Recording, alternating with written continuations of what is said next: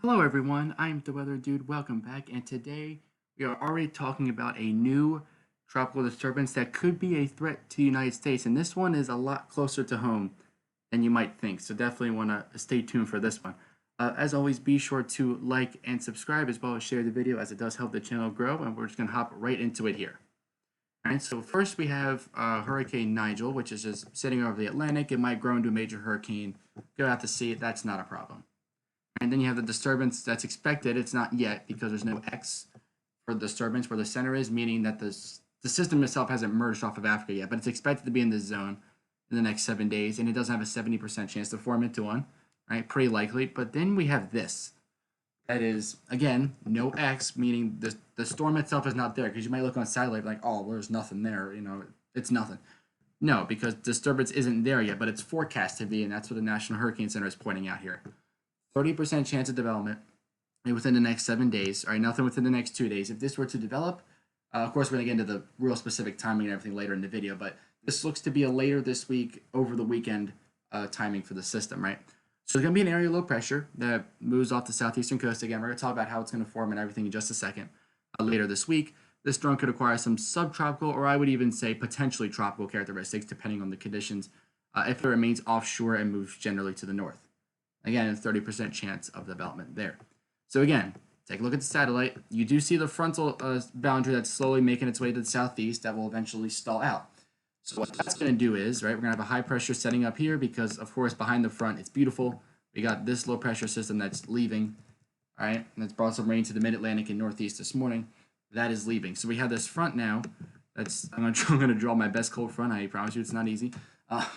This cold front's going to be slowly making its way, and it's eventually going to stall in the around Florida in this area, right? And the high pressure, and it's going to encourage a wind flow around this.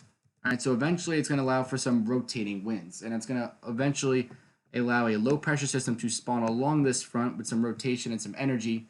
Energy, of course, enhanced by the front, and a low pressure will form somewhere in this zone, either off the coast of North Carolina, South Carolina, maybe even Georgia and Florida. Obviously, the further, okay, let's assume that it moves north, right? The general consensus is that this low, wherever it forms in here, will move north. The further south that low develops, the further south that front goes, the further south that low develops, the more time it's going to have over water. So the stronger it could get. I'm not saying will, could get, because there are, again, some things to and for, for and against this system. Right, so some kind of low pressure system will form in here. Of course, you can see again the front right now that's slowly moving its way to the southeast and will eventually stall out middle of this week, probably around Wednesday. Right, and there's that low pressure that will form there. But of course, then you got Hurricane Nigel that's slowly strengthening, if at all, out there in the Atlantic. That's over there. If we take a look, all right, if we zoom in here, take a look at the sea surface temperature anomalies. They're pretty, they're pretty good. They're pretty far above average. I'd say by a degree or two Celsius above average. Right, and then of course you do have the Gulf Stream in this area, so we'll dive a little bit deeper into the to the actual sea surface temperatures, what those are shortly. But again, you got your Gulf Stream that kind of goes like this. All right, so the low pressure system, if it's moving like it's forecast to move, it will probably move over the Gulf Stream, which could enhance it a little bit in terms of its strength. All right, take a look at the actual sea surface temperatures right here. All right, you can see this is pretty much this darker orange is like upper 80s, and you kind of got like these waters are between like 82 and 85. In the Gulf Stream, it's more like 85 to 86. All right, so more mid 80s. Outside of the Gulf Stream, maybe 85, 86, closer to the upper 80s. Once you get in that Gulf Stream, right? That's where that warmer current of water is, and the reason it's warmer is because it essentially carries out the very deep ocean water from the Caribbean, loops through the Gulf, and it kind of goes like this. Right, so it's supplying that warm water up the East Coast. And it's known for strengthening some tropical systems in the past. And if we take a look at the tropical intensity index right now, you can kind of see where that front is right here, or will soon be. And development conditions, again, the reason a few of these maps are going to show you aren't going to matter too much yet is because these development conditions could change over the next few days when the system actually develops. But as of right now, it looks like some slightly unfavorable conditions, but could get more favorable as the week goes on. And I did just want to throw in here, this is from the National Oceanic Atmospheric Administration, NOAA. They do point out in their 7-day QPF, which goes out to early next week, later Monday, so early next week, they do show that low pressure moving up with rain. Now, they have the blob of rain kind of a little further east. I kind of imagine it a little bit further west. But again, it all depends on where that low track goes. But you can see there certainly is some rain that could form over the mid-Atlantic here over the next week. So I just wanted to throw that out there for you. We look at the oceanic heat content, right? What's it looking like, deep below the ocean surface? Are we seeing those, warmer waters farther down and below the ocean surface, which really can get a tropical system going even more than warm sea surface temperatures themselves could, right? You see we have a lot of that in the Caribbean, and we certainly have some of it off the southeast coast. It's in this zone here. I wouldn't say it's a lot of it, but there is some, enough to get a weak tropical system like that to develop, right? And of course, obviously stating that the other conditions, assuming those other conditions will be favorable, right? But there's definitely some not so favorable upper level winds right now. But I will talk to you a little bit later in the video, once we get into the tail end of the video with the models. Towards the end, I'll actually show you how this upper level steering will change and how that could potentially direct our system in the certain direction that it's forecast to go in. All right, we take a look at the wind shear. Again, same thing. You can kind of see where the shear is currently. It might stay this way, although I do want to point out that behind the front, wind shear is dropping. Now, I know that's over the mainland U.S., but once this front makes its way offshore, maybe if it goes a little bit further south, maybe the shear will help maybe clear out a little bit off the southeast coast, at least enough for the storm to strengthen somewhat. So again, when that front moves, we will definitely be able to, as that front moves off the southeast coast, we'll be able to pinpoint exactly where that wind shear is or how much there is.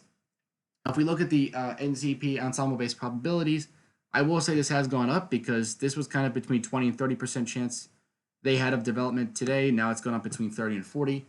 And you can see the model tracks pretty much carrying it to the north, pretty much all agreeing here, carrying it north into the mid-Atlantic, say Virginia, up through Virginia, and maybe even the Delmarva over time.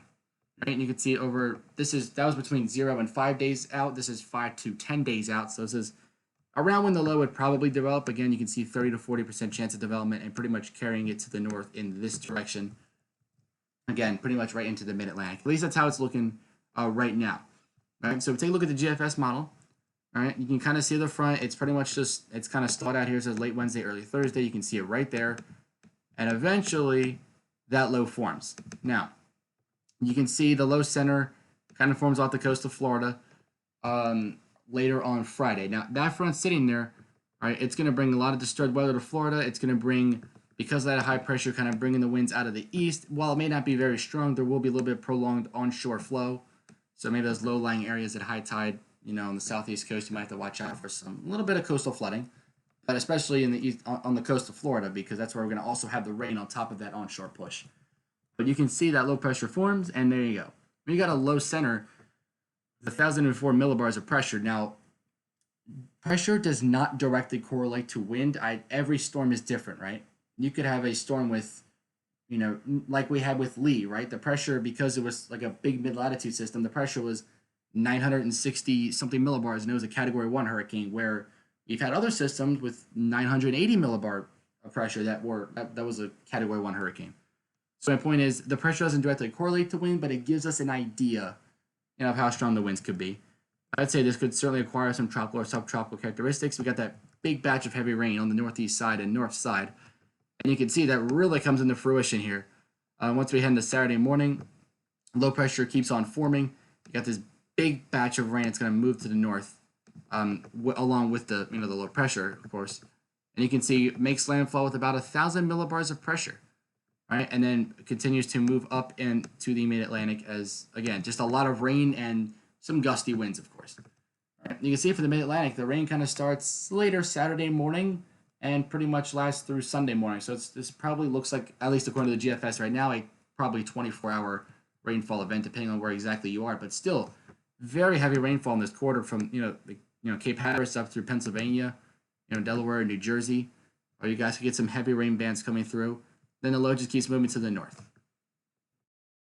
So we take a look here at the precipitation totals.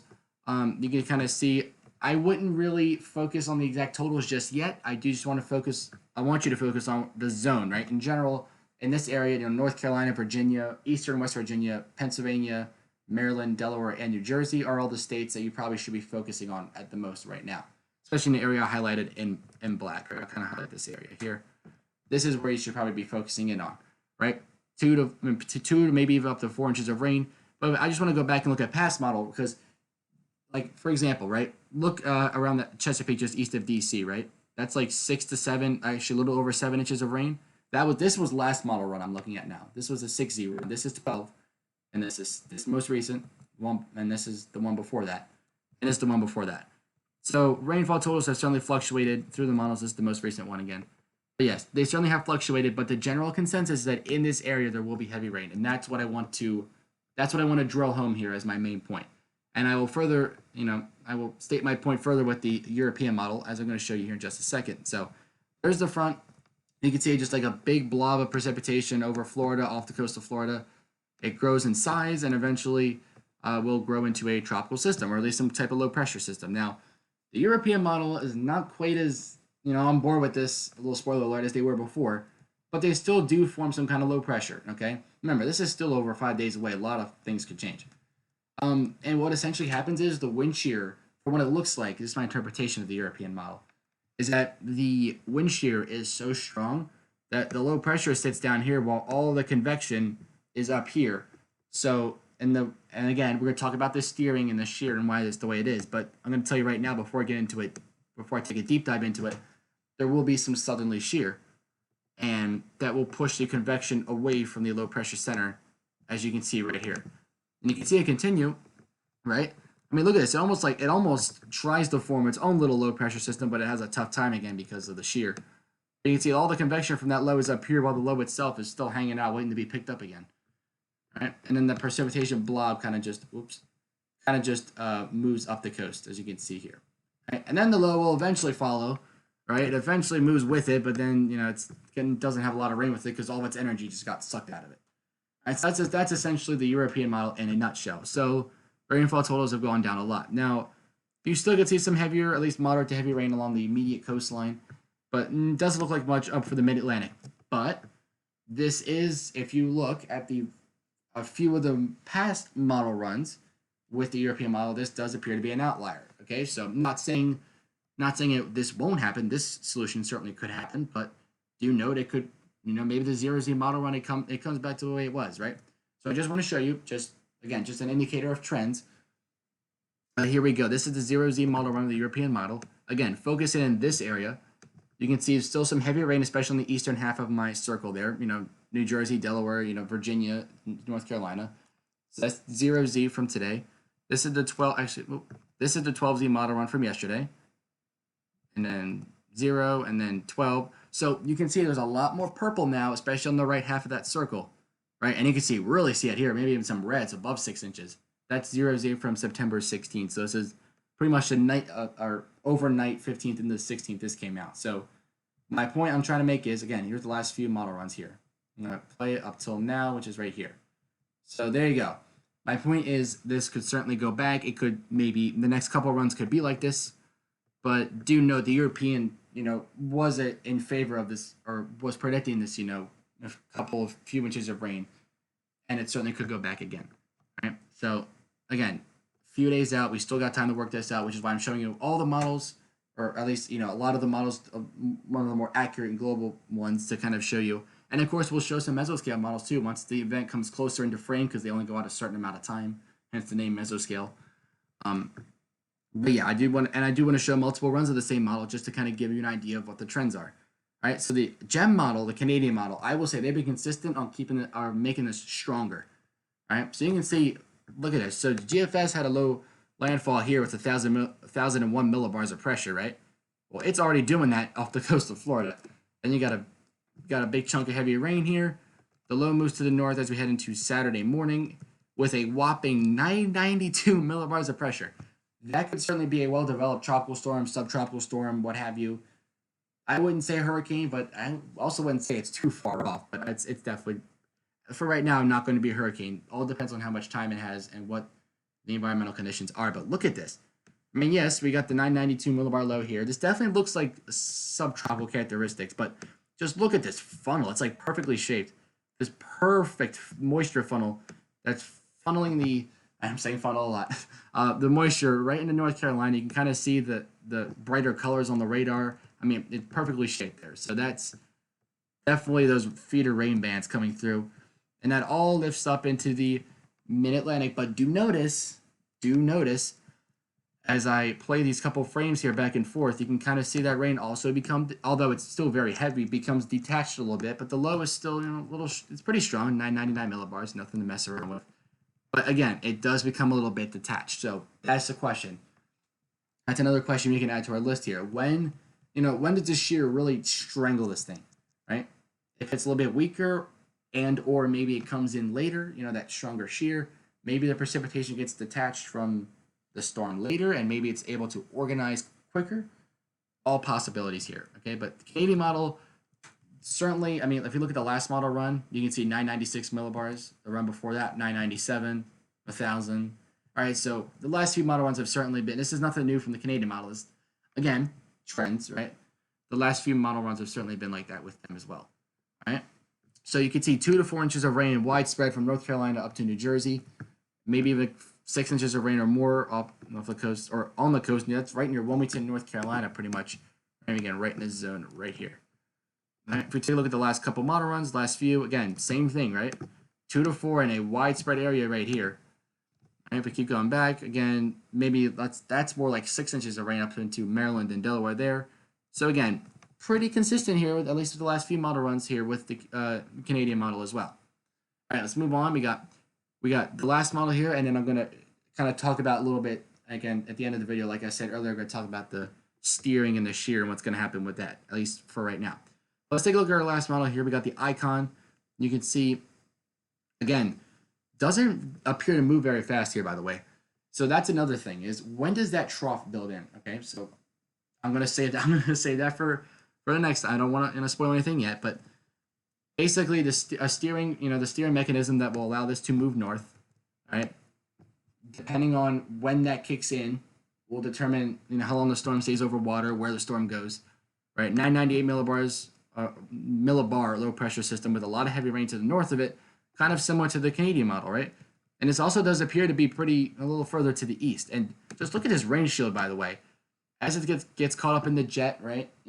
Even though it might limit the storm strength a little bit, it's still like we happened with Lee, right? It interacted with that mid latitude jet, and it kind of allowed it just expand in size. And that's probably what's going to happen with this. At least with this rain field, it goes from South Carolina, North Carolina, it just expands all the way out into the Atlantic, right? It's a pretty big rain field. At least that's what it's looking like here. Of course, it's got the energy from the front that helped it develop, but there you go. Moving inland there, all right? So now, take a look at the rainfall totals real quick, and you can see, again, 1 to 2 inches, 2 to 4 inches, again, depending on where you look, all right? The Icon only, because, again, their model only goes out about a week or so I can only show you the most recent model run, and then this is the one before that, so I'd say pretty consistent. I mean, got 2 inches of rain, 1 to 2 inches, maybe a little bit higher in some spots. Models are a little bit all over the place of this right now. But let's take a look at the GFS, and let's take a look at what I was talking about here. Okay? So what's eventually going to happen is, so this is the front here. You can kind of see, well, you can kind of see it here on Florida. But what's going to happen is there's going to be a upper level trough that's going to essentially dig down, and I mean dig deep down into Florida, kind of like whoop, and that's going to allow for some cooler air over Florida. So Florida, do not complain. Just saying. Of course, in the front there, providing the precipitation will also keep you guys a little cooler. But what's going to happen is once that low forms along this front, it's going to essentially, you can see the direction of the arrows, it's going to get pulled to the north. So now it all hopefully makes sense for you guys. That low is essentially going to get pulled north by this trough. You can see it right here. And you can see maybe that trough gets a little stronger, which means the wind shear is stronger, but also provides a little bit more energy for the system. Well, not necessarily more energy, but it helps it to expand, if that makes sense. Again, like what happened with Lee. So that's something we could be dealing with here with this system. That trough pulling it to the north, probably over the mid-Atlantic in some fashion. I'm gonna back up my claim here that the energy could expand, right? So let's take a look at this. Here's the low that forms, right? Cyclonic vorticity signature, or vorticity signature, however you want to say it. You can kind of see, right, some deep reds, right? Some good amount of energy forming, right? It gets a lot of energy coming together. The storm is like growing a little bit, but look what happens. See how it kind of grows a little bit in size, but the energy Again, storm weakens a little bit, but it grows in size, and as it moves to the north over the mid-Atlantic, as it becomes more of a mid-latitude low. Right, so that's what we're going to be talking about. Maybe a tropical, subtropical low becoming extratropical. Maybe as it moves to the north, maybe it holds tropical characteristics. Right, but I would say bottom line, probability of a hurricane. I'm not going to say zero, but I'm going to say it's like 10% because I don't see it happening. I would say I'd say worst case scenario is some kind of mid to high level tropical storm like 60, 70 mile an hour winds, or a subtropical storm with the same wind strength. I don't see a hurricane happening because, again, it doesn't have too much time. Waters are good, we got good oceanic heat content, sea surface temperatures are good, but I don't think that the wind shear, and especially because, again, the trough picking it up is a good steering current, right? But that's going to have some wind shear with it, especially because the trough is pretty strong, right? So that I think will inhibit the development into a hurricane. I'm not saying it can't form into a tropical storm because all the other characteristics the check boxes, if you will, they do check out for this to potentially develop. But I don't see a hurricane happening as of yet. But of course, that could change. So definitely keep it here for updates. I am the Weather Dude signing off. Till next time. Thank you guys for watching. I'll catch you guys in the next video.